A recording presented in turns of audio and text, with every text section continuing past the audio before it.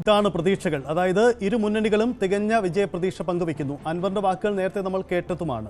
നേതാക്കൾ ആ രീതിയിൽ പ്രതികരിക്കുമ്പോൾ എന്തായിരുന്നു ഈ പ്രതീക്ഷയ്ക്കൊത്ത സാഹചര്യം വന്നോ എന്ന കണക്കെടുപ്പ് കൂടി നമുക്ക് നടത്തേണ്ടതുണ്ട്. നമുക്ക് UDFിൻ്റെ പ്രതീക്ഷകളിലേക്ക് വരാം. UDF അൻവർ 10,000-ഓളം വോട്ടുകൾ പിടിക്കുമെന്ന ഒരു പ്രതീക്ഷ UDFിനുണ്ട്. കാരണം അൻവർ ആയിരുന്നല്ലോ ഇവിടുത്തെ മുഖ്യ ഫാക്ടർ. അൻവർ ഫാക്ടർ ഇരു സ്ഥാനാർത്ഥികളെയും ബാധിക്കും. അതിൽ UDFിൻ്റെ പ്രതീക്ഷ ഏകദേശം 10,000-ഓളം വോട്ടുകൾ അൻവർ പിടിക്കും. അത്തരം പ്രതീക്ഷ അവർ നേരത്തെ പങ്കുവച്ചതാണ്.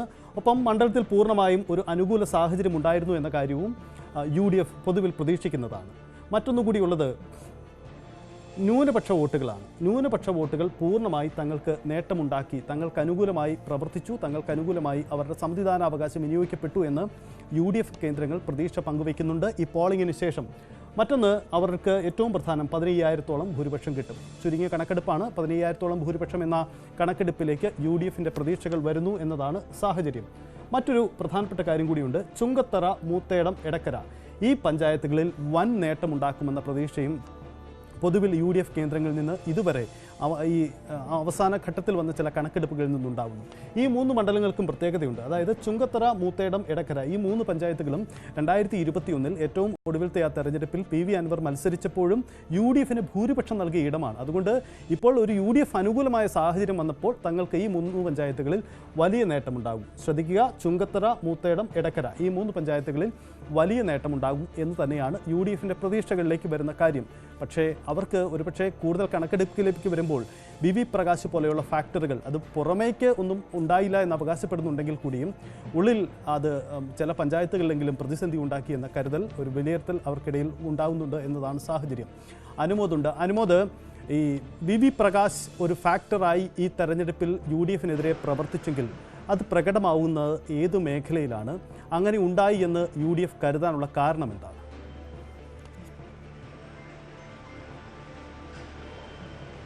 VV പ്രകാശ് ഒരു ഫാക്ടർ തന്നെയാണ് എന്ന് കരുതുവാൻ കാരണം ഈ ഒരു തെരഞ്ഞെടുപ്പിൻ്റെ തുടക്കം മുതൽ തന്നെ VV പ്രകാശിൻ്റെ വീട്ടിൽ ഷൗക്കത്ത് പോകാത്തത് വലിയ തോതിൽ തന്നെ ചർച്ചയായിരുന്നു. അൻവർ അത് മുതലെടുക്കുവാൻ വേണ്ടിയിട്ടാണ് ആദ്യം പോയതും തുടർന്ന് VV പ്രകാശിൻ്റെ വീട്ടിലേക്ക് പോയി M സ്വരാജും തെരഞ്ഞെടുപ്പിൻ്റെ കൊട്ടിക്കലാശന തലേ ദിവസം വലിയ വിവാദങ്ങൾ UDFിനെ സമ്മർദ്ദത്തിലാക്കി. VV പ്രകാശിൻ്റെ അണികൾക്ക് എല്ലാ മേഖലയിലും സ്വാധീനമുണ്ട് എന്ന് തന്നെ കരുതണം. പക്ഷേ അത് ഒരു തെരഞ്ഞെടുപ്പിനെ അട്ടിമറിക്കുന്ന തരത്തിലേക്ക് ഒരു അടിയൊഴുക്ക് ആകുമോ എന്നുള്ള സംശയം അത് അങ്ങനെ വെച്ചു പുലർത്താനാകില്ല. ഒരുപക്ഷെ അദ്ദേഹത്തോടുള്ള സ്നേഹം കാരണം കുറച്ച് പേർ അത് വോട്ട് ചെയ്യാതെ മാറി നിൽക്കാം, അല്ലെങ്കിൽ അൻവറിന് അനുകൂലമായിട്ട് നിന്നേക്കാം. പക്ഷെ അതൊരു വലിയ അടിയൊഴുക്കായിട്ടുണ്ടാകുമെന്ന് പറയാനാകില്ല. അതിന് പ്രധാനപ്പെട്ട ഒരു കാരണം VV പ്രകാശിൻ്റെ തന്നെ അണികൾ പൂർണ്ണമായിട്ടും അദ്ദേഹത്തോട് ചെയ്ത് നീതീകരിക്കുന്ന കാര്യമല്ലെന്ന് പറയുമ്പോൾ പോലും UDFിനെ ഈ ഘട്ടത്തിൽ പ്രതിസന്ധിയിലേക്ക് തള്ളിവിടാൻ പോകുന്ന തരത്തിലേക്ക് ഒരു നിലപാടെടുത്തിട്ടില്ല എന്ന് തന്നെയാണ് നമുക്ക് മനസ്സിലാക്കാൻ കഴിയുന്ന ഒരു കാര്യം. എടക്കര പഞ്ചായത്തിൽ സ്വാഭാവിക VV പ്രകാശിൻ്റെ സ്വന്തം നാടാണ്. എടക്കര പഞ്ചായത്തിലും വഴിക്കടവ് പഞ്ചായത്തിലും ഒക്കെ VV പ്രകാശിന് മറ്റിടങ്ങളേക്കാൾ കൂടുതൽ നേരിട്ട് ആത്മബന്ധമുള്ള അണികളുണ്ട്. അവിടെയൊക്കെ ഒരുപക്ഷെ VV പ്രകാശിൻ്റെ കുടുംബത്തോട് കാണിച്ച ഈ ഒരു പെരുമാറ്റം, അത് നേതാക്കളുടെ ഭാഗത്തുള്ള സമീപനം അതൊരു പക്ഷേ ഒരു സ്വാധീനം സൃഷ്ടിച്ചേക്കാം. പക്ഷേ അതെന്താണെങ്കിലും UDFിനെ വലിയ തോതിലൊരു പ്രതിസന്ധിയിലേക്ക് തള്ളിവിടുന്ന തരത്തിലേക്ക് VV പ്രകാശിൻ്റെ ആ ഒരു ഫാക്ടർ അത് ഉണ്ടാകില്ല എന്ന് തന്നെ വേണം ഈ ഘട്ടത്തിൽ VV പ്രകാശിനോട് അടുത്ത ആളുകളുമായിട്ട് സംസാരിച്ചതിന് ശേഷം ആണ് നമ്മളിത് പറയുന്നത്. അത് വലിയ ഒരു ഘടകമായി UDFിന് വലിയൊരു തലവേദനയായി മാറില്ല എന്ന് തന്നെ വേണം ഈ ഘട്ടത്തിൽ കരുതാൻ. എന്തായാലും അൻവർ ഒരു വലിയ വോട്ട് പിടിക്കുമെന്ന് UDFും കരുതുന്നുണ്ട്. അനുമോദിലേക്ക് വരാം. അൻവർ ഇന്ന് പറഞ്ഞ പ്രധാനപ്പെട്ട കാര്യങ്ങൾ, തനിക്ക് ഏറ്റവും അനുകൂലമായ സാഹചര്യവും വൻ നേട്ടവും ഉണ്ടാക്കുമെന്ന് അൻവർ അവകാശപ്പെടുന്നുണ്ട്. പക്ഷേ നമ്മൾ നേരത്തെ സൂചിപ്പിച്ച ഈ VV പ്രകാശ് ഫാക്ടർ അത് എത്ര കണ്ട് UDFിനെ സ്വാധീനിക്കുമെന്ന ഒരു പരിശോധന കൂടി നമുക്ക് നടത്താം. അനീഷ് കുമാർ ചേരുന്നു.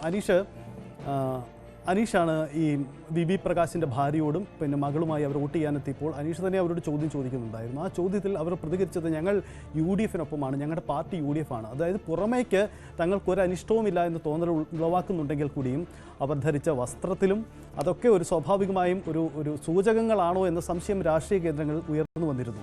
അങ്ങനെയെങ്കിൽ അതൊരു ഫാക്ടറായി മാറിയിട്ടുണ്ടോ? ഈ പ്രകാശുമായി അദ്ദേഹത്തിൻ്റെ കുടുംബവുമായും അടുത്ത കേന്ദ്രങ്ങളൊക്കെ ഈ UDFിന് വേണ്ടി പൂർണ്ണമായും അവർ രംഗത്തുണ്ടായിരുന്നു. അതൊരു ഫാക്ടറായി അവിടെ മാറിയിട്ടുണ്ടോ എന്ന വികാരം പങ്കുവയ്ക്കുന്നുണ്ടോ?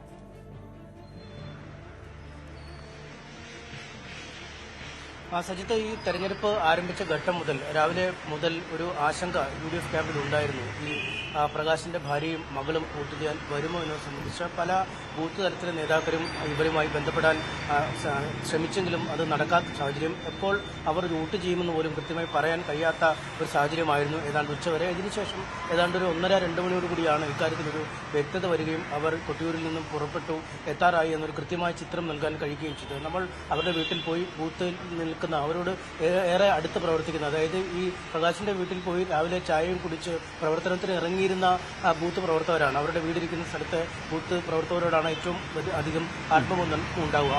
അവർക്ക് പോലും കൃത്യമായി പ്രവചിക്കാൻ കഴിയാത്ത ഒരു സാഹചര്യം ഉണ്ടായി. ഇക്കാര്യത്തെക്കുറിച്ച് വലിയ സമ്മർദ്ദം UDF നേതാക്കളിൽ നിന്നൊക്കെ ഉണ്ടായ ശേഷം അവർ വരുന്നു, കറുത്ത വസ്ത്രം ധരിച്ചു വന്ന് വോട്ട് രേഖപ്പെടുത്തി മടക്കുന്നു.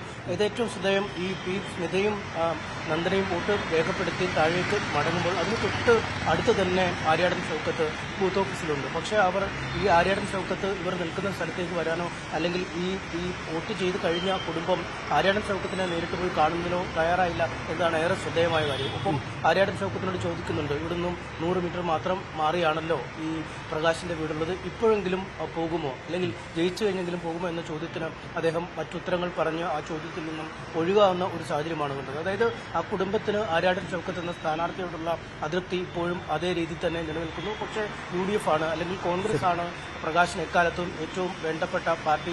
ആ പ്രകാശിനെ വിട്ടൊരു ജീവിതം ഇവർക്കില്ല. അതുകൊണ്ട് പൂർണ്ണമായും പ്രകാശിന്റെ ആദർശത്തോട്, പ്രകാശിന്റെ രാഷ്ട്രീയത്തോട് ചേർന്ന് നിൽക്കുന്ന ഒരു നിലപാട് തന്നെയാണ് അവർ പ്രഖ്യാപിച്ചത്. അവർ ധീരമായി തങ്ങളുടെ നിലപാട് വോട്ട് ചെയ്ത ശേഷം രേഖപ്പെടുത്തുകയും ചെയ്തു. സമൂഹ മാധ്യമങ്ങളിലടക്കം കോൺഗ്രസ് പ്രവർത്തകർക്ക് വലിയ ആവേശമായി മാറുന്ന ഒരു പ്രതികരണമായിരുന്നു. ഒരുപക്ഷെ ഈ രാവിലെ വോട്ടിംഗ് ആരംഭിക്കുന്ന സമയത്ത് 7 മണിക്കോ 8 മണിക്കോ വന്നവർ വോട്ട് ചെയ്ത ശേഷം ഇത്തരമൊരു പ്രസ്താവന പുറത്തു വന്നിരുന്നെങ്കിൽ അത് UDF ക്യാമ്പിന് തന്നെ ഒന്നടങ്കം ഒരു ഉണർവ് പകരുന്നതായിരുന്നു. അതൊരു വലിയ തെരഞ്ഞെടുപ്പ് പ്രചാരണ വിഷയമാക്കി തന്നെ UDF മാറ്റാൻ കഴിയുകയായിരുന്നു. പക്ഷേ ഇത് വൈകിയാണ് അത്തരമൊരു പ്രതികരണം ഉണ്ടായത്. അതുകൊണ്ട് തന്നെ അത്തരം ചില ഘടകങ്ങളുണ്ട്. പക്ഷെ അതുകൊണ്ട് പൂർണ്ണമായും വോട്ട് ചോരുമോ എന്ന് നമുക്ക് പറയാൻ കഴിയില്ല. ശരി, എന്താ അനീഷ് സൂചിപ്പിച്ചത് പ്രധാനപ്പെട്ട കാര്യമാണ്.